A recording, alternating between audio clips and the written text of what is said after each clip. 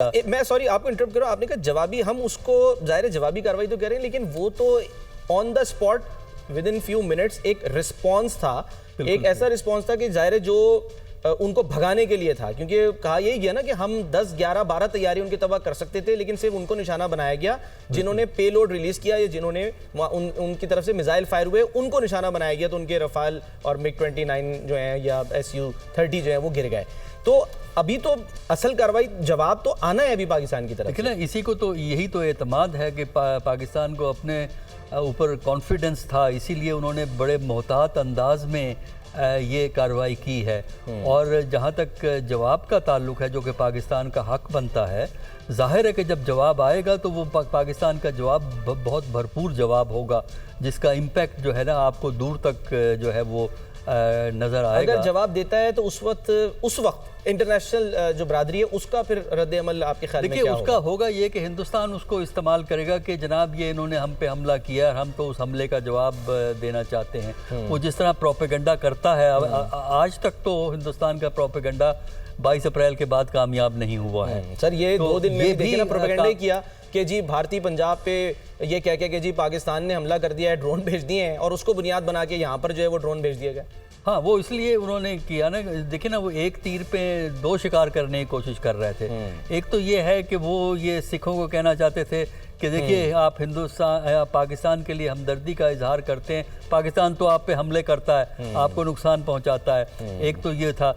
दूसरा जाहिर है कि उन्होंने पाकिस्तान के ख़िलाफ़ कुछ ना कुछ शरारत करने की एक एक्सक्यूज़ निकालनी थी, लेकिन पाकिस्तान ने बड़ी वाज़ेह कर दिया कि पाकिस्तान ने तो कोई कार्रवाई की ही नहीं है, और अगर कार्रवाई पाकिस्तान करेगा तो हल्की फुल्की कार्रवाई के तो माने ही कोई नहीं है। जब कार्रवाई आपने करनी है तो वो भरपूर कार्रवाई होगी, क्यों अपने दिफा में वो कार्रवाई होगी। तो पाकिस्तान इस वक्त जो है ना थोड़ा सा कॉशन से प्ले कर रहा है, और ये देख रहा है कि इंटरनेशनल डिप्लोमेसी कोई रोल प्ले कर सकती है कि नहीं कर सकती। ठीक है, क्योंकि उन्हें एक्सेप्टेबिलिटी, पाकिस्तान के पॉइंट ऑफ व्यू को जितनी एक्सेप्टेबिलिटी इस स्टेज पे इंटरनेशनल लेवल पे मिली है, मेरा ख्याल है माजी में शायद इतनी ज़्यादा नहीं थी, और उसको पाकिस्तान अब कैच करने की कोशिश में है। तो अगर तो उसमें उसकी बुनियादी वजह सर आपको क्या दिखाई दे रही है कि भारत जो है वो क्योंकि तहकीकात से भाग रहा है और वो मुसलसल झूठ का प्रचार कर रहा है, या दूसरी तरफ ये भी कि पाकिस्तान ने जेन्युइनली जो है वो कोशिशें भी की, दहशतगर्दी को शिकस्त भी दी, दहशतगर्दों को उनके अंजाम तक पहुंचाया, यहाँ से पकड़ के उनको अमेरिका भी भेजा, और फेटफ से जो है वो अपने आप को क्लियर भी करवाया, और बैनुल-अक़वामी बरादरी को ये बताया कि जी हम पर माजी में जो इल्ज़ामात लगते रहे हैं वो अपनी जगह, लेकिन ये ठीक है गलतियाँ बहुत से हुई हैं, ये सभी लोग एक्सेप्ट करते हैं गलतियाँ हुई हैं, लेकिन अब हम भी वो नहीं है जो हमें समझा जाता था या हमारे बारे में सोचा जाता था माजी में। देखिए, इसकी 3 वजूहात हैं। पहली तो वजह यह है कि जो ये पुलगाम का जो वाक़या हुआ है, इसका लिंक पाकिस्तान से वो इस्टेब्लिश नहीं कर सके इंटरनेशनल लेवल पे। देखिए ना, आप उनकी आर्गूमेंट्स को देखिए। उनकी आर्गूमेंट में बुनियादी तौर पे क्या होता था कि जी 1990 की दिहाई में ये हो रहा था, 1980 की दिहाई में ये हो रहा था, वो मुंबई का वाक़या था उसमें ये हुआ। अब ये बातें आप जो भी कहें, जो हिस्ट्री की बातें हैं, उससे ये कैसे इस्टेब्लिश होता है कि पहलगाम में पाकिस्तान शामिल था? तो ये बात आप अपने यहाँ टीवी पे कर सकते हैं, लेकिन इंटरनेशनल लेवल पे ये बातें एक्सेप्ट नहीं होती। तो ये लिंकेज जो है ना वो इस्टेब्लिश नहीं कर सके। दूसरा, पाकिस्तान ने जो बात पेश की कि ये जो है पाकिस्तान एक इंटरनेशनल इंडिपेंडेंट इन्वेस्टिगेशन चाहता है।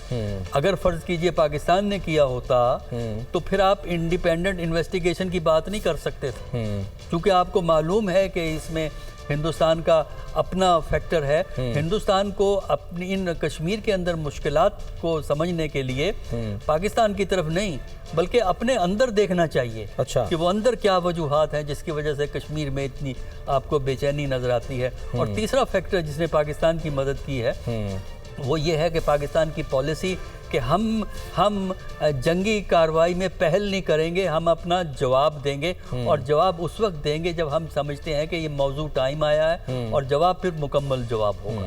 सर, झूठ का प्रचार इतना किया जा रहा है, सलमान गनी साहब के एक जो है वो मैं पोस्ट देख रहा था जिसमें बताया गया, स्काई न्यूज़ ने ज़ाहिर शेयर किया था कि India's high commissioner to the UK shows, यानी कि जो उनकी एंकर हैं यल्दा हकीम, उनको कि एक फ़ोटो दिखा रहे हैं जिसमें वो ये क्लेम कर रहे हैं कि पाकिस्तान के जो अफवाज पाकिस्तान के सिपाही हैं या सिपह सालार हैं, या ये कह लीजिए कि जो उनके कर्ता धर्ता हैं, वो किस शख्स के साथ खड़े हैं कि वो जी हाफिज़ अब्दुल रऊफ़ के साथ खड़े, जिनको कहा जा रहा है कि वो उन्होंने नमाज जनाजा पढ़ाई थी और ये भाई हैं मसूद अज़हर के, जबकि हकीकत के बिल्कुल बरक्स है, ये झूठ यानी कि उन्होंने बात की है।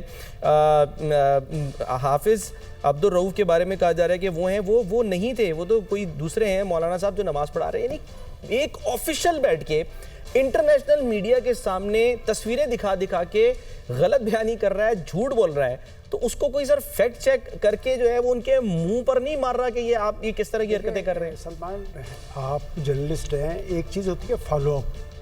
कल जो कुछ वो इल्ज़ाम पाकिस्तान पर लगा रहे थे अमृतसर के हवाले से, मकबूजा कश्मीर के मुख्तलिफ मकामात के हवाले से, ये ज़रा मकबूजा कश्मीर के उन्हीं इलाकों में रेफरेंडम करवा लें ताकि पता चल जाए कि वो कश्मीरी किसके साथ हैं और किस बुनियाद पे आपने वहाँ पर एक क़यामत सुगरा बर्पा की हुई है।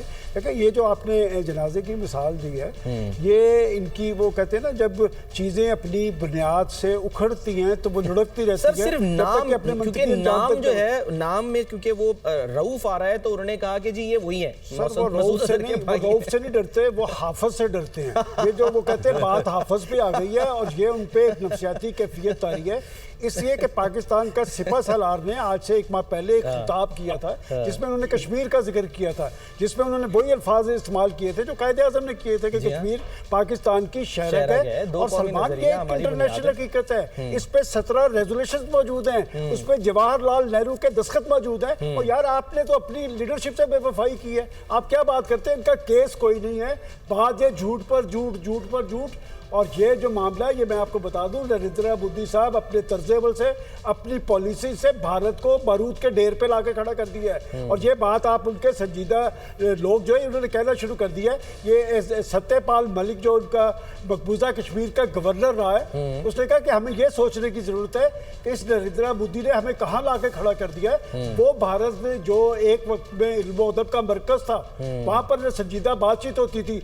मोदी साहब के आने से पहले पाकिस्तान और इंडिया के दरमियान 140 नशिस्तें हुई थी, बातचीत का अमल चल रहा था। ये शख्स जब से बरसे इक़्तिदार आया है, वहां पर एक डेडलॉक है। और आप जरा देखें, लीडरशिप का मुआवजा कर ले कि एक लीडरशिप है, उसका तर्ज-ए-अमल जारहाना है, दूसरी तरफ पाकिस्तान की लीडरशिप है, उसने ज़िम्मेदाराना किरदार अदा किया। और मुझे याद पड़ता है कि जिस रोज़ शहबाज शरीफ साहब ने ये बात कही थी कि शफाफ तहकीकात और हम तावन करने के लिए तैयार है, तो मैं डर गया था कि तावन मोदी साहब से।